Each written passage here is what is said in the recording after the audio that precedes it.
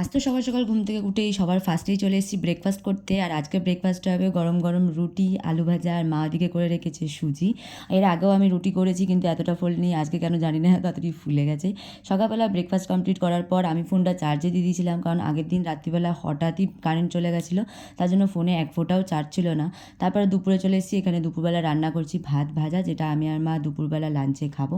এখানে একটা weird combination, ভাত ভাজার সাথে হয়তো পেঁপে দেখতে পাচ্ছ, কিন্তু আমরা চেষ্টা করি প্রত্যেক দিন পেঁপে সেদ্ধ খাওয়ার। দুপুরবেলা খাওয়ার পর আমি আর মা একটা মুভি দেখছিলাম, হঠাৎই দেখি বৃষ্টি চালু হয়েছে। বাইরে বেরিয়ে দেখি প্রচুর পরিমাণে ঝড় বৃষ্টি চালু হয়ে গেছে, আর তার সাথে দেখি এখানে শিলাবৃষ্টি পড়ছে। অনেক দিন বাদে আবার এখানে শিলাবৃষ্টি হলো। এতদিন ফোনে দেখছিলাম অনেক জায়গাতেই শিলাবৃষ্টি হচ্ছে, ফাইনালি আজকে আমাদের এখানেও হয়ে গেল। এত বড় বড় শিলা পড়ছিল যে পড়ে ভেঙে যাচ্ছিল। ফাইনালি দেখো কত বড় বড় সাইজ, এর থেকেও বড় পড়েছিল, বাট আমি পেয়েছি এইটুখানি। কিছুক্ষণ বাদে বৃষ্টি কমেও গেছিলো, ওয়েদার একদমই ঠিকঠাক হয়ে গেছিলো, তাই আমি আর মা বেরিয়েছিলাম বাজারের দিকে। বেশ কয়েকটা জিনিস কেনাকাটি ছিল, কেনাকাটি করে চলে এসেছি সোজা বাড়িতে।